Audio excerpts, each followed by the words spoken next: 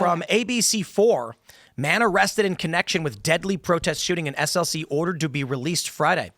Attorneys for Arturo Gamboa, the man who was arrested following the deadly shooting at the No Kings protest, filed a petition claiming that he is being unlawfully detained, and a judge ordered him to be released Friday. I will say it right now. Free Gamboa. And he's Antifa, and I don't care. He's a known leftist. He was wearing all black. He was in black bloc, armed with a rifle at this protest. And you know what? I may not like the guy's ideology or whatever, but the video evidence we've seen shows him walking peacefully and legally down the street when organizers, individuals who were working with the event in green vests, liberals, pulled out pistols and opened fire on him for no reason and indiscriminately firing towards people and killed a random guy. And the cops arrested this dude. I think it's a cover-up. They're trying to find a reason why this guy's at fault simply because he was open carrying a rifle. I say free Gamboa. And it's based on the evidence I've seen so far. I could be wrong, but I'll say this. Based on what we know, drop the charges until we get real evidence that he actually did something wrong. Apparently, the witnesses lied and said that he raised the rifle at the crowd, and that's why the peacekeepers fired at him. However, upon further review of the evidence, even CNN reported, actually, he was walking down the street with the rifle down, and when they started shooting at him, he grabbed the rifle and started running, but he wasn't waving it at people. He was just grabbing it to run away from the people shooting at him. So apparently he's going to be released on Friday. They say the SLC District Attorney's Office wrote an order to release Gamboa and present it to the judge who signed it. On Friday, Deputy District Attorney Joshua N. Graves told the court the state had been able to review preliminary evidence and they would not be able to make an informed decision as to whether charges against Mr. Gamboa will be filed or declined before his scheduled date of June 23rd. I think that's the right thing. I think the organizers of the 50501 movement in Utah need to be held accountable for in some capacity, that they would bring people down, refuse to work with police. This is how far this goes. It's the 50501 movement. They organized the event. They had armed men working for them because they didn't want to work with cops. So they had unsanctioned armed dudes who opened fire. There's got to be some kind of civil penalty for or liability for what they did. And I believe the men who opened fire need to be held responsible for the bullets they launched and the person they killed. The family of the person that died definitely has a wrongful death suit that they could bring. I think Gamboa needs to sue him too because they shot him. He got grazed. Yeah, I mean, any gun owner that goes to any kind of like gun safety classes or anything, they know that like you're responsible for every bullet that comes out of your gun. That's right. That's why you have trigger discipline. Check this out. Check this out. Quote. This is, I believe his attorney, Greg Scortis. Quote, all of the evidence confirms that he was lawfully and openly carrying an unloaded firearm on a public road. He never brandished it, never fired it, never pointed it in the direction of anyone. He was shot in the back by a person who needlessly shot two innocent men, killing one. The investigation will continue to be carried out by the Salt Lake City Police Department. The DA's office will continue to review as additional evidence is presented to us, the DA said. If he was a Republican, he'd already be under the jail. So, yep. He shot a man based on what? He needs to be tried by and the preponderance of the evidence, jury of his peers. Could you imagine if a Trump supporter pulled a weapon out and shot and killed an Antifa guy at a protest like this? The headlines the left would run, New York Times would say, MAGA gets dark, murders innocent left-wing activists. I wonder. MAGA murders a choir boy eating a donut. Come on. They make him a wonderful person. The way that Trump is working with the British and the Israelis right now makes me wonder if the media is going to back off him and let him and stop harassing him and MAGA and all this crap. The way he's working with the agenda of the liberal economic order, Trump, to what does that have to do with? I feel like because they used the media to demonize him and his followers because they were afraid he was going to seize control and give it back to the Americans. I'm confused. The media is demonizing the shooter or the guy who got Trump and his followers. The MAGA. You guys are saying if a MAGA guy had shot a guy, the outbreak that it would occur. I think he's made too many leaps at once. That's dying. That fervor of hatred so rapidly. Well, what I'm saying is the fervor of hatred in the media against MAGA seems to be dissipating as Trump is acquiescing more towards the goals of the people that are controlling that media, which is conquering the Middle East. I don't know that I agree with that. I think it's more so just that we're winning the culture war. That's for sure happening. Yeah. The culture war is definitely in a much better place than it was when he was in office the first time. Yeah. It's their fault. They I think helped us. it's the Bud Light effect. Yeah. The Democratic approval, according to the latest poll on I think it was Quinnipiac, 21%. Yep. Republican was like 36 or something, which is like, okay, it's not good.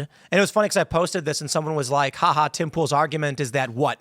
Republicans are only a little less bad? And I'm like, quite literally, yes. Like, Well, that's it. Yeah, but the shift is pretty phenomenal. The shift, the number is not that large, but the shift from disapproval for Trump to approval for Trump is something like a 42-point swing compared to his first term. So it doesn't look that great when you say, approve, disapprove, just based on that, Trump, Democrats. But if you're looking at items like immigration, the foreign policy, the economy, even the tariffs where they said we'd all be running around we'd be naked because no T-shirts from China. we're all going to be outside licking the ground, eating grass because no food. And here we all are. So I got Amazon packages came this morning. I saw them. They sent me a picture. My umbrella for the pool arrived this morning at like 5 a.m. I'm telling you, nothing has changed. And the tariff deals are going to net us a lot of money at the Treasury, where it matters, because they're sucking us dry with the taxes, but we are giving that money away in trade imbalances to foreign countries, and we're not going to be doing that anymore. So our balance sheet is going to look a lot different, and that matters to Americans because I, for one, am tired of being taxed like I've stole something. I'm tired of paying as much in taxes as I am. I want more cuts. The TCJA, to me, didn't go far enough. I was happy for what I got, but it needs to go further. So, yes, I get punished for actually busting my buns and working two jobs and trying to get ahead. And they're taking more and more and more. And the justification is, well, progressive tax. I'm sick of that crap. And most Americans are sick of it. It's not just me. I'm not, an outlier. What was the TCJ you mentioned? Is that what? Tax Cuts and Jobs Act, TCJA. And it lowered taxes. I didn't follow. Yeah. What was it? It lowered taxes in the first term and brought about the economic boom that helped us save. Like, we literally survived COVID and the economic downturn because we were so strong coming out of the passage of the TCJA. So and you hear people talk about make Trump tax cuts permanent. Yeah. Those are the tax Oh, cuts okay. Yeah. about. Those are the ones we need. He mentioned ending income tax at some point. Multiple times it's come out of his mouth that he wants to end income tax. I don't know if it's possible, but It's so exciting. I know. You almost feel like you're going to faint when he says it. I'm like, what?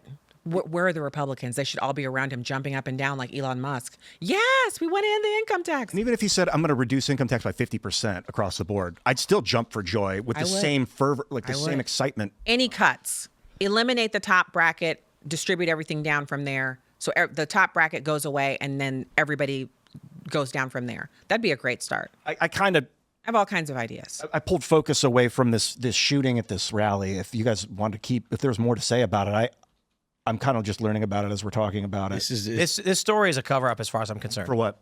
The organizing team pulled out guns, fired indiscriminately into a crowd of people, and murdered an innocent man. And the cops arrested a random guy for open carrying. So civil charges for the people that started the event, and then Definitely criminal charges. Civil for the shooter? penalty in some case. So here's the issue: they don't want to work with police because they hate cops.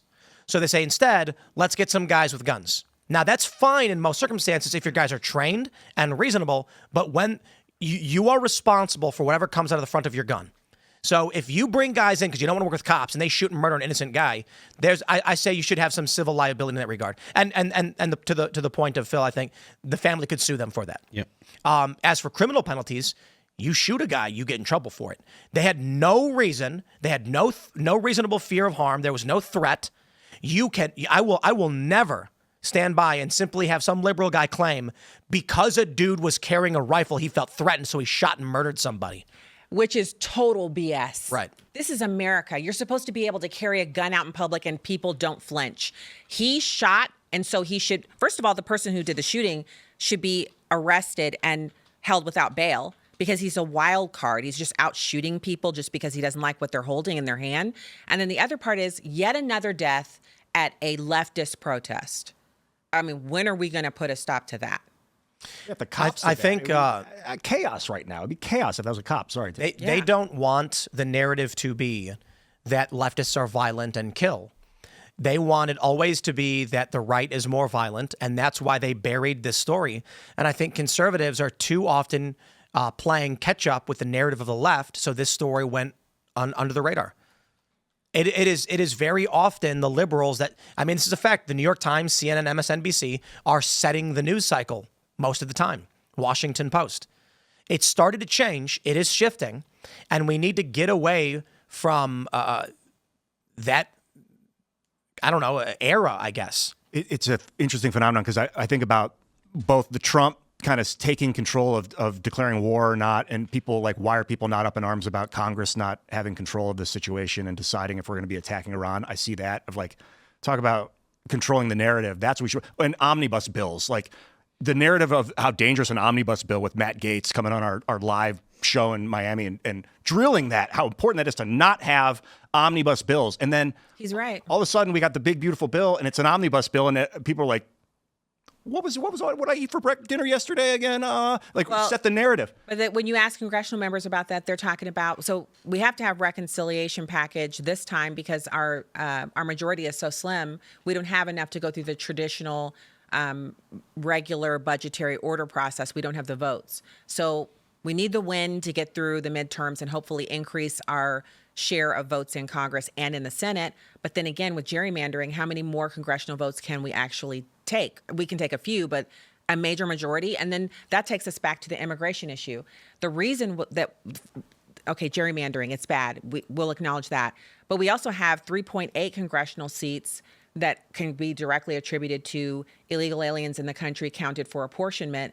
They're not supposed to be counted because they are not citizens. So that Supreme Court ruling has given us an inflated congressional body that is skewed, that doesn't actually reflect the populace of the United States. So we have some real problems. Like when you say President Trump is coming in on the second term and he's trying to do, he's got all these agenda items. That's why he spent the 4 years he was out of office working and trying to set up a system where he could hit the ground running because he only has 4 years. And then we absolutely must elect a Republican for 8 more years after that because this is a cleanup job of the size that, I just don't see how it gets done. And especially with the Congress we have where they're barely rowing. They're not getting anything done. They should have had at least 3 pieces of solid legislation passed out of the House under consideration in the Senate, even if it's DOA because we can't get the 10 votes. But why can't we get the 10 votes? Why can't we get 10 Democrat senators in states where they actually have a chance of losing their seat to come alongside us and vote for things that make sense, like immigration reform and, the tariffs or the rescissions packages, which admittedly those have at least we passed one, but it was only for $9.4 billion. To me, that's nothing. Elon Musk has saved $175 billion. Is it because they're afraid of getting ostracized from the party? Who, the Democrats? Yeah, the people that won't be like, vote for what makes sense. Is it because party politics? We have to force them to do what we want. We have to force at least 10 of them. Like, I just so don't you're believe we saying can't do it. That's the point of the omnibus. If Trump deports all the illegal immigrants, and then 5 years from now they're on the census, Democrats lose upwards of there will be a 25-seat swing in favor of Republicans. So what that really means is they'll lose about 10 seats and they'll get reapportioned for Republicans up 10 seats. And then they will end up with like a 23 to 25 seat majority. And then it's going to get wild because the debates will only be between the Freedom Caucus and the neocons. Well, we have to have a problem, don't we? Right. I'd rather have that one. Yeah, you said if he deports them all, 1 million, the estimate is between 750,000 and 1 million of them have self-deported using the old CBP1 app that is not a CBP Home app.